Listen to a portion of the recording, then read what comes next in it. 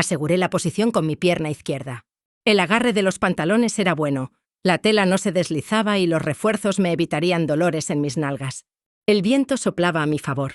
Me sostenía por la espalda y me daba la confianza necesaria para liberar los brazos. Tomé la rueda que llevaba sujeta a un costado y, sin soltar la correa, la coloqué en el eje del caballete, justo bajo la panza del aparato. Tiré con fuerza para asegurarla contra las vibraciones del motor, aunque ni siquiera eso pudo evitar el persistente castañeteo de mis dientes. Observé mi mano, firme, sin temblores. No sentía miedo, ¿debería? Había ejecutado números parecidos decenas de veces. Conocía a la perfección mi rutina. Pensaba en mí pequeña. No debía. Ese pensamiento solo podía hacerme dudar, y las dudas matan en este oficio. Busqué en mi bolsillo la tuerca de sujeción. Al ir a enroscarla, una racha de viento la arrancó de mis dedos. La vi caer hasta perderse en el paisaje. Maldije mi torpeza y recé para que nadie del público recibiera aquel regalito del cielo. Repetí la operación, agradeciendo el hábito de llevar siempre conmigo una segunda tuerca. Me mordí el labio para serenarme, limpié la rosca con cuidado y lo intenté de nuevo. Giró hasta ajustarse. Desde allí arriba contemplé a los espectadores. Eran miles. El trabajo de aquella tarde valdría la pena. Me incorporé y trepé por el tren de aterrizaje hasta alcanzar la superficie del ala inferior. Me situé junto a la cabina. Frank pilotaba nuestro biplano Jenny en un ligero ángulo descendente para facilitar mi trabajo. El olor a gasolina era intenso. Le sonreí, me quité las gafas y saludé al público que disfrutaba del espectáculo. No creí que alguien desde el suelo pudiera verme los ojos, pero Frank sí lo haría. También saludé en la distancia a Tom, que nos acompañaba desde el otro aeroplano con la nueva cámara cinematográfica. Frank se había empeñado en que llevara aquel armatoste, pero Tom se distraía a menudo y ahora me ponía nerviosa a mí, volando demasiado cerca de nosotros. Frank quería filmar todo el número para usarlo como publicidad, o incluso venderlo en Hollywood. Estaba convencido de que así conseguiríamos el éxito que tanto deseaba, que nos abriría las puertas de la fama y alejaría las penurias económicas para siempre. Cuando el tren redujo la marcha, lancé fuera mi atillo de ropa y salté del vagón. Quería evitar llegar a la estación donde los guardias del ferrocarril me hubieran molido a palos. No sé cuánto tiempo había dormido la borrachera, pero el impacto contra el suelo fue más duro de lo que mi resaca podía soportar. Me levanté sin dignidad, con el rostro cubierto por una capa de polvo y tierra en la boca. Escupí, recompuse el atillo, ajusté mi gorra para proteger mis ojos del sol y empecé a caminar por la carretera hacia el pueblo. Después de recorrer un largo trecho, el dolor de mis viejas heridas se volvió insoportable. Me detuve en la primera cafetería que encontré. Al entrar, el tipo detrás de la barra dejó de leer el periódico y me miró con evidente desaprobación. Sin decir palabra, me senté frente a él. ¿Qué vas a tomar? Un café. ¿Un café? ¿No quieres nada más? No, solo el café. Colocó frente a mí una taza con un líquido oscuro, cuyo aroma me recordó a la chicoria. Estoy buscando trabajo, dije, sin levantar la mirada. No vas a encontrar nada por aquí. Además, en este pueblo estamos hartos de gente como tú. En cuanto se dio la vuelta, saqué una petaca del bolsillo de mi chaqueta y vertí parte del contenido en la taza, hasta llenarla. No me vio, pero el vapor caliente del café hizo que el olor me delatara. Aquí no se puede beber alcohol. Paga el café y lárgate antes de que te eche a patadas. Espera un momento, respondí, dejando sobre el mostrador la última moneda que me quedaba. No es suficiente. No tengo más dinero, pero puedo darte esto también. Deposité junto a la moneda mi medalla al valor. ¿Qué diablos es eso? De la guerra en Europa. No entiendo cómo no me la robaron en el loquero, pero el metal es bueno. ¿En el manicomio? ¿Te crees que me vas a asustar con tus historias? No se preocupe, el médico me dijo que ya estaba sano. Aunque yo creo que el estado de California dejó de pagar mi manutención y por eso me soltaron. Parece que falta dinero en todas partes. En ese momento, un policía entró en el local. ¿Algún problema? Ninguno. El héroe loco ya se marchaba, ¿verdad? No me moví de mi asiento. Me bebí el contenido de la taza con parsimonia. Apenas terminé, y cuando al fin me disponía a salir, vi una porra precipitándose sobre mi cabeza. No recuerdo mucho más. Mientras perdía el conocimiento, creí escuchar maldiciones y noté cómo alguien me arrastraba fuera del local. Las gradas estaban repletas, vibrantes con tanto público. Hacía mucho tiempo que no conseguíamos llenarlas así. El interés por nuestras acrobacias había decaído, obligándonos a inventar números cada vez más arriesgados en los pueblos que visitábamos.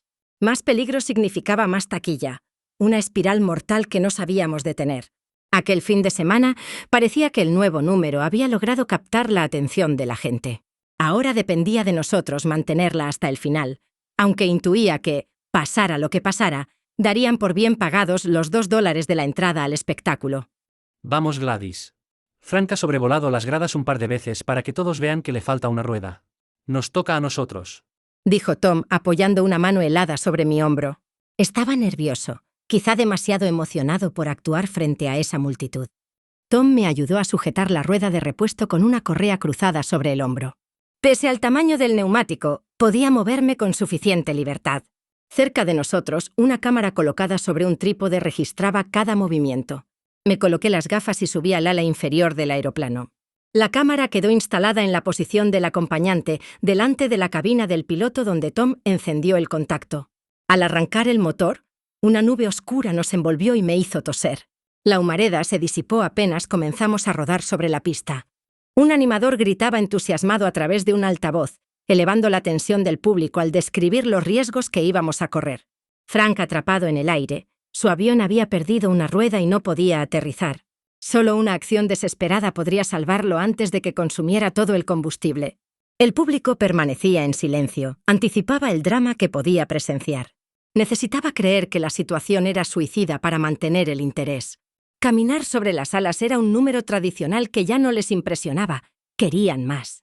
Sentí cómo nuestro biplano se separaba del suelo. Ascendimos hasta encontrarnos con Frank, que daba vueltas sobre el campo de aterrizaje. La cámara cinematográfica estaba con el objetivo fijado en mí, como un pájaro de mal agüero. La gente de abajo parecía esperar alguna tragedia. Aquel pensamiento me produjo un escalofrío por todo el cuerpo y vi a mi hija llorando en su cuna. Tom me hizo una señal para empezar el número. Me sujeté a los cables tensados entre los puntales de madera y así evitar que el viento me arrojase al vacío. Avancé poco a poco hacia el extremo del ala. Al llegar allí, ayudándome de los brazos y una pierna, conseguí trepar hasta la superficie del ala superior. Me mantuve en cuclillas, aferrada a los soportes que habíamos instalado para evitar que resbalara, mientras observaba cómo Frank se aproximaba con su avión desde arriba. Era una posición incómoda, pero segura mientras no hubiera turbulencias. Cuando el biplano estuvo lo bastante cerca, me alcé para agarrarme a su ala inferior, pero fallé en el primer intento. Desde allí no podía escuchar al público, aunque imaginé sus gritos de espanto al ver que casi caía. Por el rabillo del ojo alcancé a ver a Tom levantando el pulgar. El muy imbécil creyó que lo había hecho a propósito. En el segundo intento, logré aferrarme con fuerza a uno de los puntales cruzados y apoyando una rodilla, conseguí pasar al otro avión. Avancé de nuevo por el ala inferior hasta llegar junto a Frank. Él me hizo una señal en el momento exacto que debía descolgarme por el tren de aterrizaje, donde yo tendría que colocar la rueda de repuesto. Una vez allí, me senté un instante para recuperar fuerzas antes de emprender la tarea principal. Cuando Gladys pasó a mi avión, lo más arriesgado había terminado. Mi papel era el más sencillo, y eso me generaba cierta culpa. Al fin y al cabo, el número fue idea mía.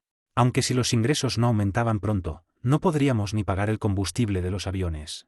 Debería haber hecho yo mismo el cambio de rueda, pero al público no le habría impresionado tanto si lo realizaba un hombre, tenía que ser una mujer. Soy un buen piloto, sabía que podíamos cambiar aquella rueda en pleno vuelo. No veía otra salida. Si el negocio se hundía, ¿qué haríamos? ¿Cómo alimentaríamos a nuestra hija? Era tan frágil, mi pequeña enfermaba a menudo y los médicos eran caros. Convencer a Gladys fue sencillo, apenas necesité insistir. ¿O acaso es lo que prefería creer? Actuar le entusiasmaba, aunque desde que fue madre habría deseado verla más prudente. Por si le quedaba alguna duda, le habían ofrecido por actuación el mismo salario que a mí. La película que estábamos rodando también fue idea mía. Sería una excelente publicidad cuando llegase a los cines, esas salas que ahora lo inundaban todo. Nos permitiría mantener la taquilla durante el año, quién sabe, quizá abrirnos otras puertas. Gladys ya saludaba al público y me sonreía con esos ojos que me habían salvado al volver de la guerra. Vi a Tom descender para aterrizar y así poder filmar nuestra aproximación desde tierra. Necesitábamos una toma espectacular. Realicé un giro amplio, completando un círculo alrededor de la pista, dándole tiempo para prepararlo todo. Justo al terminar, cuando empujaba la palanca hacia adelante, una bandada de pájaros se cruzó en nuestra trayectoria. Los esquivé con un golpe del timón, y el sol me cegó por un instante. Fueron solo unos segundos. Al girarme para comprobar si Gladys seguía en posición, no la vi. El pánico me invadió. Me asomé al exterior mirando hacia abajo y la distinguí con una mano aferrándose a uno de los puntales. Su expresión me revelaba que no podría aguantar mucho más. Ya no escuchaba el motor, ni al público, solo existía silencio, y sus ojos clavados en los míos. Deseé con toda mi alma estar en otro lugar, supliqué que el tiempo se detuviera y algo extraño ocurrió. Ya no había gradas con espectadores bajo nosotros, tan solo un campo de heno recién cortado y un gran montón de paja justo frente al avión. Reconocí la granja que apareció en el horizonte, aunque era imposible que estuviese allí. Reduje potencia al máximo y tiré de la palanca deteniendo nuestro descenso. Sentí como Gladys se desprendía del ala y no tuve el valor de volver a mirar. Casi con el motor parado, aterricé planeando de manera abrupta, no sé cómo resistió el avión. Salté a tierra, y Tom apareció delante de mí gritando. ¿Dónde está Gladys? ¿Qué ha pasado? Creo que ha caído sobre el heno, respondí, buscando con la mirada detrás de mí. Pero allí no había ninguna granja, ni heno, tan solo veía la pista de aterrizaje, a dos policías corriendo hacia mí y al público en las gradas enmudecido, preguntándose si lo que estaba sucediendo era parte del espectáculo. La brusca maniobra para esquivar a los pájaros me había hecho perder el equilibrio. Sentí mis pies suspendidos en el aire. El viento golpeaba con fuerza, arrancándome de la superficie del ala. En un acto reflejo, mi mano izquierda logró aferrarse a uno de los puntales. Era consciente que solo tenía unos instantes antes de caer. No podía sostener mi peso con una mano. Ni siquiera el recuerdo de mi hija bastaría. Bajo mis pies, el suelo adquiría tonos ocres y dorados como en un sueño febril. La desesperación debía estar afectando a mi vista. Allí debajo no estaba el campo de aterrizaje. No veía a Tom con la cámara, ni al público. Sin embargo, había aparecido una montaña de heno, junto a un edificio que me pareció familiar. El grave ronroneo del motor me indicó que Frank había reducido la velocidad al mínimo. El avión casi entra en pérdida, pero sabía que era mi única oportunidad. Retuve a mi hija en el pensamiento al soltarme. El aeroplano se alejó, haciéndose cada vez más pequeño mientras yo caía. El impacto contra el suelo fue contundente, doloroso, y sentí que el alma se me escapaba junto con mi último aliento. Luego, todo se desvaneció en la oscuridad. Me desperté cuando unas manos diminutas acariciaron mis mejillas. Una voz infantil me estaba hablando. La silueta contra el sol impedía que distinguiera su rostro. No podía ser. Mi hija era apenas un bebé de unos pocos meses, y una luz poderosa inundó el paisaje, revelando los detalles de mi entorno mientras salía del campo de heno guiada por su mano. La calidez de su tacto alivió el dolor de mi espalda. Otra figura avanzaba hacia nosotras por el camino que rodeaba la casa. Sus pasos torpes revelaron a un hombre. Sus rasgos se definieron ante mis ojos. Tenía una herida en el rostro, un aspecto demacrado, pero lo reconocí en cuanto me saludó. Era Frank. Gladys, al fin te he encontrado. Busqué con la mirada el avión que él debía estar pilotando, pero el cielo estaba despejado. No había ni rastro de nuestro biplano. No sabía que estaba perdida, dije confundida. Tú sí que pareces desorientado. Ven con nosotras a casa, necesitas limpiarte, comer algo, y después nos explicas qué te ha pasado. Vuelve a poner la película en el proyector. ¿Otra vez? Ya la ha visto al menos 10 veces. ¿Cree que va a encontrar algo nuevo? Había perdido la noción del tiempo desde el accidente. Allí esposado a una silla, pensando en todo lo que estaba pasando. Me costaba concentrarme. El humo del tabaco ascendía distorsionando los haces de luz de la proyección. El policía sujetaba un cigarro entre sus dedos y señalaba la improvisada pantalla en que habían convertido una pared de su despacho. Tenemos a más de 1000 testigos que aseguran haber visto caer a la mujer de tu amigo. Yo mismo la veo en la película, pero no hay cuerpo. ¿Dónde demonios está? Si no fuera porque tenía 2 ayudantes en la feria, pensaría que habíais escondido el cadáver. Podría estar viva. Tienen que seguir buscándola. Maldita sea, Frank, ¿qué ha pasado ahí arriba? Yo sé dónde cayó, dije, a pesar de que llevaba horas callado, abrumado por mis pensamientos. Gladys está en casa, en un pueblo de Oregón. Ahora lo entiendo, debe haber vuelto para cuidar de nuestra hija. Les daré la dirección, búsquenla allí. Fantástico. Lo que faltaba. El chalado de tu amigo ha vuelto del más allá. ¿Sabes qué? Tengo cosas que hacer más urgentes que perder el tiempo con ustedes dos. Sacó unas llaves diminutas del bolsillo del chaleco y le quitó las esposas a Tom. Aguardé mi turno, pero este no llegó y continué amarrado a la silla. Hasta que termine la investigación, los aviones se quedan en tierra y tu amigo en una celda, ¿entendido? Necesitamos trabajar, nuestras familias dependen de esto. He dicho que se quedan en tierra. Y también confisco la película. Cuando acabemos, se te devolverá todo. Ahora, fuera de mi despacho. El oficial cerró la puerta. Volvió a su mesa para descolgar el teléfono y marcar un número mientras me apuntaba con su cigarro. Hola, Doc. Aquí el sheriff. Tengo un nuevo cliente para usted. No sé, yo no soy médico, pero creo que está como un cencerro. Hoy no. Se lo llevaré al hospital mañana por la mañana. Dejaremos al paciente reflexionar esta noche en el calabozo. No puede encerrarme, debo volver a Oregón con mi mujer y con mi hija. Grité ahogándome en el humo de aquel despacho. ¿Está muerto? No, mi tío estaba mucho más pálido cuando la palmó. Tiene toda la cara sucia, ¿cómo puedes saber si está pálido? Dale una patada a ver si se mueve. Dásela tú, si tienes tantas ganas. Todavía no estoy muerto, murmuré con esfuerzo. Los dos muchachos se asustaron al escucharme y salieron corriendo antes de que pudiera levantarme. Era la segunda vez en el día que me incorporaba desde el suelo con el rostro cubierto de polvo. Esta vez con la nariz rota y un hilo de sangre que me recorría la sien. Aparte de aquellos críos, parecía que nadie más se había sorprendido de verme tirado en medio de la calle. Extraño, quizá recibiesen así a todos los forasteros. En realidad yo no lo era, aunque después de los últimos 3 años dudo que alguien pudiera reconocerme. Arrastré los pies en dirección a las afueras del pueblo, donde esperaba encontrar una granja cercada por una valla blanca. Había sido mi hogar y ahora era mi destino.